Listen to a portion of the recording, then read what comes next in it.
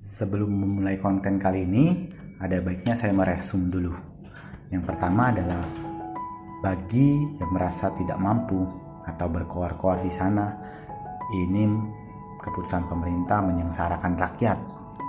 Ya udah, gampang aja gini. Kalian minta aja surat miskin ke RT dan juga minta BPJS gratis tentunya ke pemerintah. Saya yakin dan saya jamin pemerintah akan kasih kalian BPJS gratis kok. Gitu aja kok repot. Yang kedua, betul seperti yang di konten Sobat RH, Refli Harun, naiknya harga harus dibarengi kualitas. Tapi saya lebih setuju dengan membuat efisiensi struktur perusahaan supaya lebih efisiensi cost dan transparan. Karena sebetulnya saya khawatir ada oknum yang memanfaatkan sehingga BPJS ini mengalami kerugian yang besar. Jadi kalau mengalami kerugian yang besar, kita harus cermati dulu dan kita bisa pelajarin ruginya di mana gitu. Jadi perlu evaluasi. Yang ketiga, tentunya perlu kesadaran masyarakat untuk saling gotong royong ya, menimbulkan semangat gotong royong yang berada membantu yang kekurangan. Sehingga ini mengurangi kesenjangan sosial. Dan juga peran serta industri asuransi dalam kolaborasi dengan BPJS sehingga saling membantu benefit, karena peran asuransi sangat membantu pemerintah dalam menyediakan perlindungan dan hak kesehatan bagi warga negara Indonesia sehingga keadilan sosial itu bisa dirasakan tentunya. Oke, kita mulai saja. Halo guys, masih sama saya. Kembali lagi sama di channel Chan Higo ya. Pada malam hari ini, hari Jumat ya, tanggal 15, gue mau cerita tentang polemik BPJS. Tentang polemik BPJS yang naik turun biaya iurannya naik turun ya.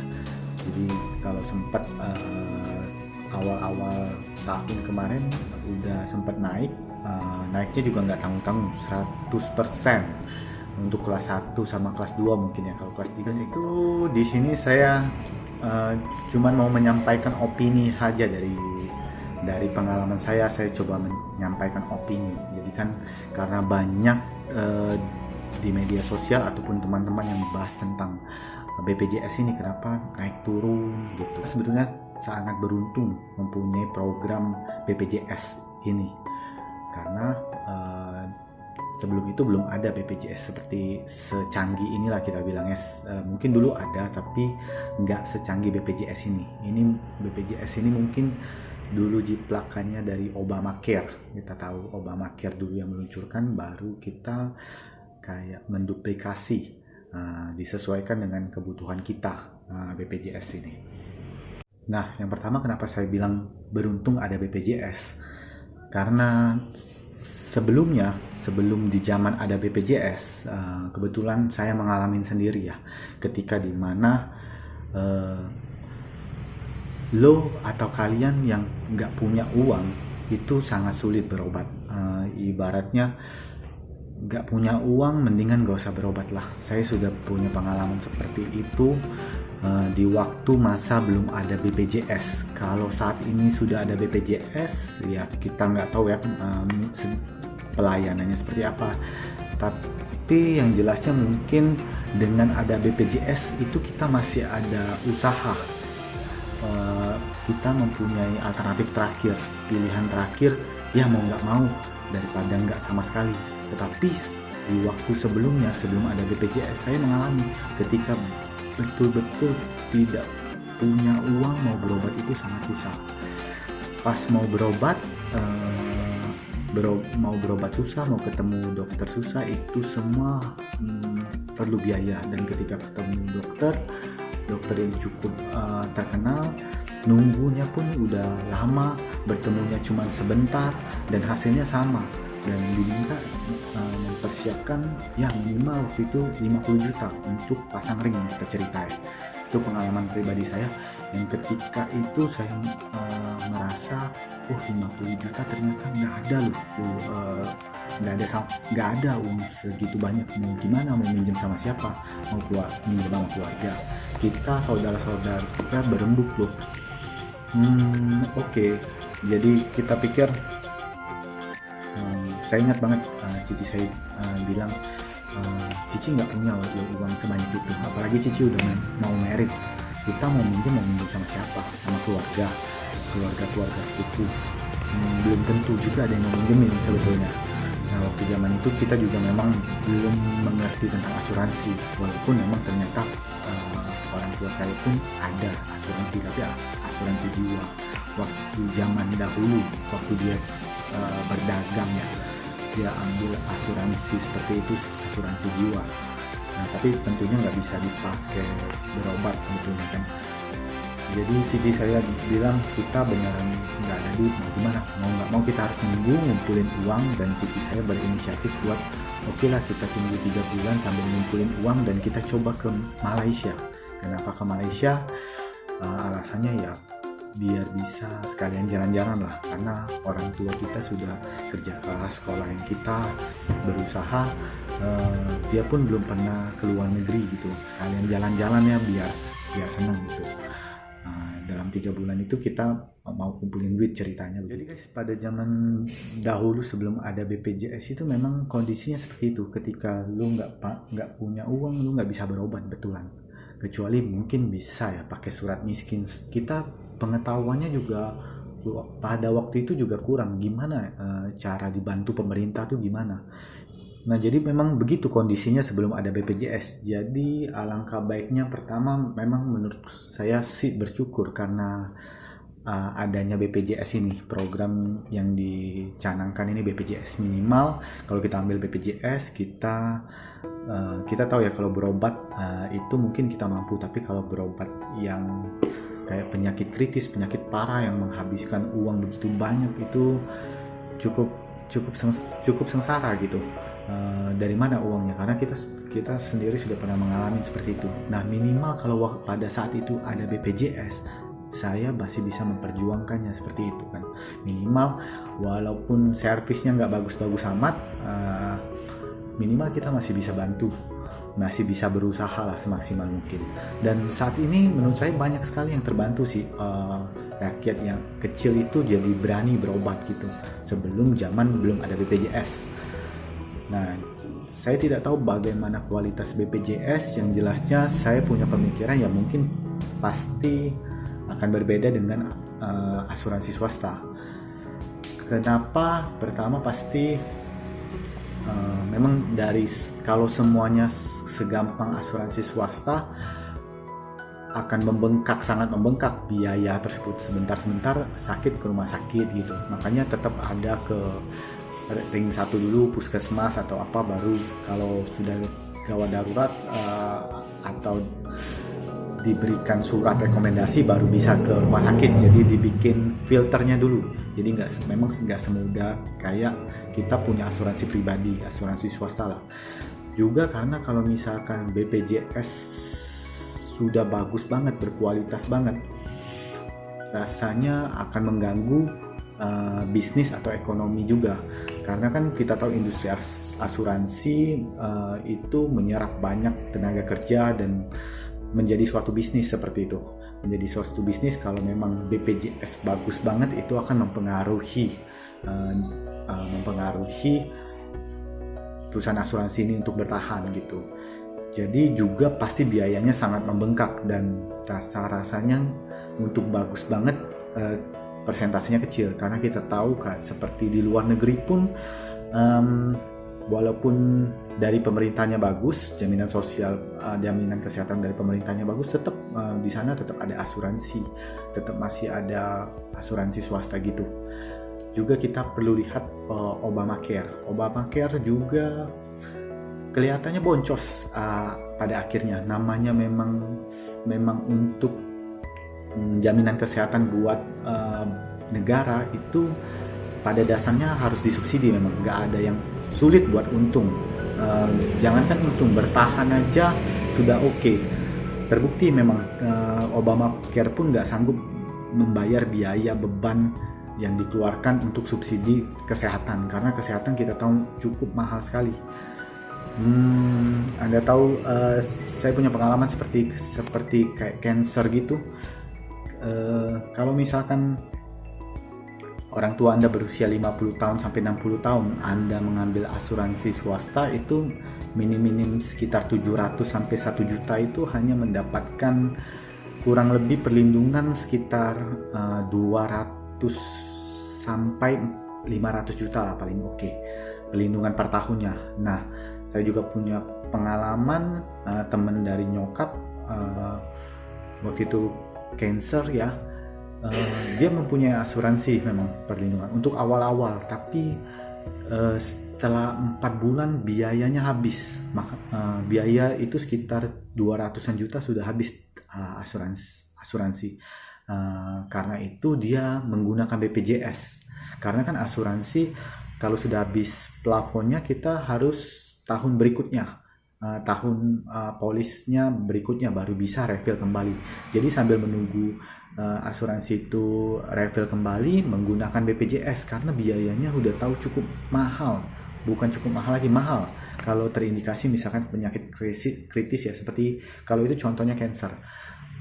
Dalam 3 bulan itu plafon asuransinya habis, akhirnya dia menggunakan BPJS. Jadi gitu ya, kalau BPJS waktu itu BPJS-nya mati, harus menunggu berapa lama dan dia harus membayar tunggakan. Jadi enaknya BPJS tuh sangat baik ketika kita benar-benar peluru habis, kita bisa pakai tuh BPJS dengan cuman membayar preminya yang sebelumnya kita menunggak, dengan menunggu masa waktunya sampai diaktif lagi, kita bisa pakai. Nah, itulah yang ditanggung pemerintah sebetulnya. Bayangkan, itu yang bayar BPJS, anggap aja. Juga pemerintah mensubsidi orang-orang yang tidak mampu. Datanya saya nggak lihat, tapi memang pasti banyak sekali yang dibantu dapat BPJS gratis gitu ceritanya. Kalau kita lihat lagi, BPJS pun dari tahun ke tahun sebelum-sebelumnya itu mengalami banyak kerugian. Dilihat dari laporan keuangan yang mereka keluarkan, itu mereka rugi terus gitu.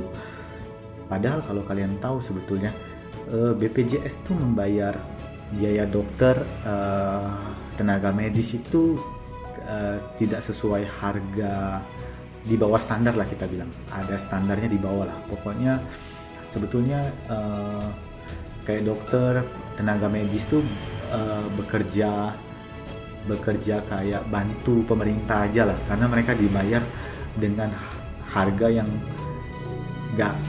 nggak semestinya sih, maksudnya cukup murah lah dibayar, tapi so what lah, oke lah, itu kontribusi dari dokter dan tenaga medis sudah cukup untuk membantu. Kalau kalian kurang percaya, kalian bisa selidiki sendiri sih, mungkin punya kenalan dokter atau tenaga medis, berapa dokter yang dibayar sama BPJS.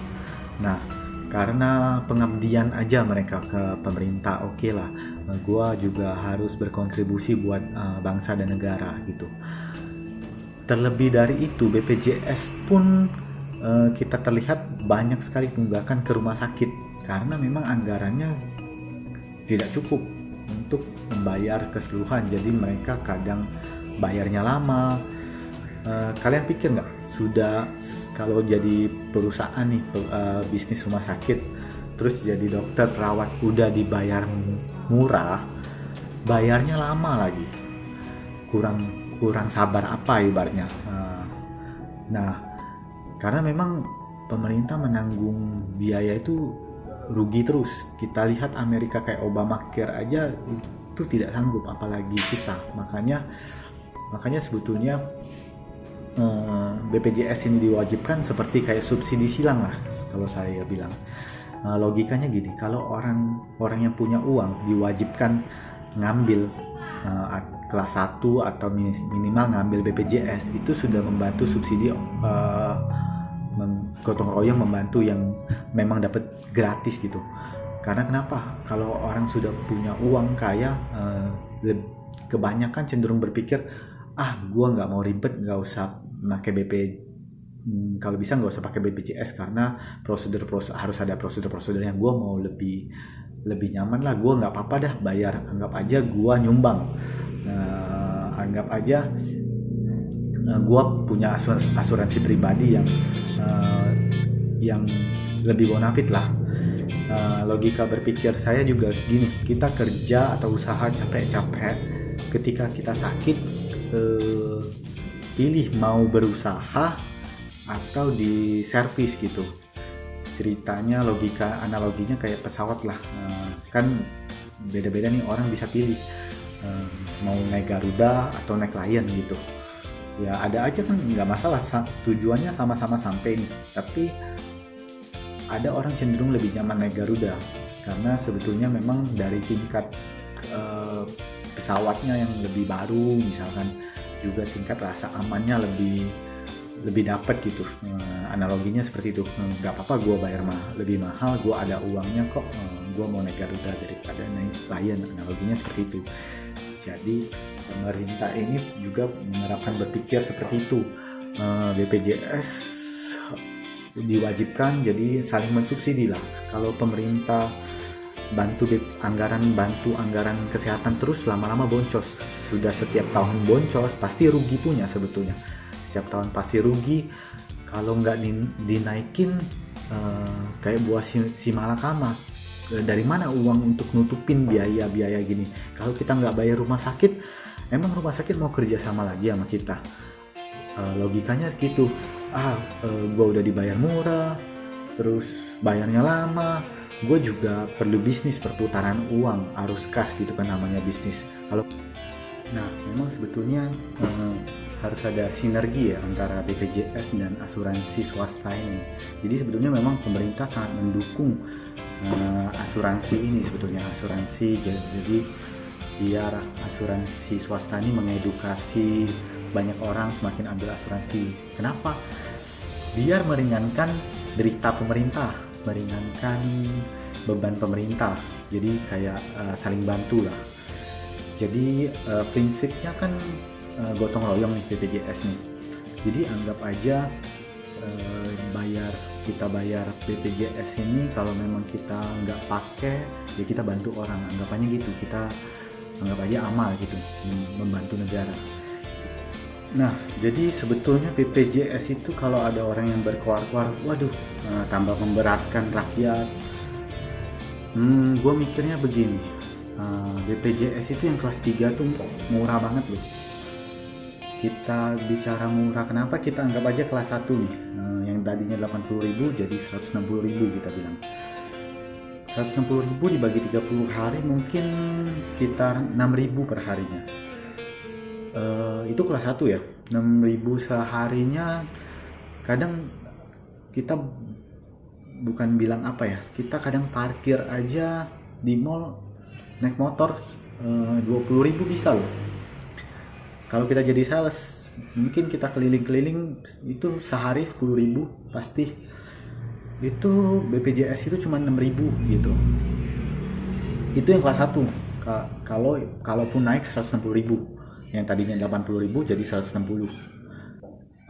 Jadi kadang gue gak habis pikir ketika boleh memprotes sih sebetulnya, boleh memprotes. Cuman kadang kita berpikir lagi, kita kadang makan minum kopi aja Starbucks mungkin, atau makan all you can eat gitu, bisa gitu, yang 200.000 minum kopi Starbucks yang sekali minum 50.000 itu bisa, tapi kenapa bayar BPJS kayaknya sulit gitu. Nah itu sebetulnya mental, karena kita belum merasakan manfaatnya, sama seperti asuransi, belum merasakan manfaatnya. Kita nggak kelihatan, itu seperti hal yang nggak kelihatan, kayak malaikat lah, hal yang nggak kelihatan tapi menjaga kalian sebetulnya. Itu yang sebetulnya saya mau cerita sih sebetulnya. Terlepas dari memang namanya ini kebijakan publik, kita harus cukup kritis. Nah, intinya resumenya adalah saya mengerti. Awalnya kita harus mengerti dulu. Pertama kita harus say thank you lah, ada program BPJS sudah berjalan dan banyak manfaatnya sebetulnya. banyak orang-orang kecil, orang-orang yang memang tidak mampu sekarang udah cukup berani untuk berobat ke rumah sakit dibandingkan era sebelum adanya BPJS. Pertama itu. Yang kedua, oke lah, kadang kita mikir ini untuk saling subsidi lah, biar tidak ada, biar semua bisa menikmati, mengurangi kesenjangan lah. Kita punya lebih, kita anggap aja berbagi. Pakai nggak pakai itu nggak masalah, bayar selama kita mampu, kita anggap aja bantu negara. Jangan berkoar-koar kayak kita yang paling banyak berkoar-koar, waduh nanti disalahgunakan atau apa. Memang kita tidak bisa mencegah seperti itu. Dan juga kadang gue sendiri berpikir kayak kita paling besar aja bayar pajak gitu. Bayar pajak juga cuman kecil, nuntutnya banyak kepada negara. Naik sih nggak masalah karena memang kita tahu anggaran pemerintah waktu COVID ini sangat besar untuk menanggung biaya rumah sakit. Udah tiap tahun BPJS boncos, tiap tahun harus disubsidi. Terkena COVID, kita tahu berapa beban pemerintah. Saya pribadi nggak masalah sih. Walaupun naik harganya kita harus bayar, ya udahlah, ini pengabdian kita sebagai warga negara. Kalau zaman dulu nyokap saya sering cerita kalau orang pajak datang selalu bilang gini, warga negara yang baik harus membayar pajak. Nah intinya gitu. Nah yang ketiga, oke, kalau memang tetap harus naik, kita sudah sadarin nggak apa-apa, nggak masalah kalau memang ini keputusan dari pemerintah. Oke. Tapi pemerintah harus memperbaiki terutama sistem dari BPJS tersebut, sistem internal dari struktural BPJS, gimana manajerialnya. Saya merasa pasti takutnya ada mafia di sana, takutnya ada tikus-tikus yang menggerogoti, yang memanfaatkan. Pasti selalu ada oknum sih, menurut saya sih. Memang kita nggak bisa berharap 100% bersih, semuanya terbuka, tapi kalau bisa ya transparan dan mengurangi kecurangan gitu. Nah, itu aja sih dari saya.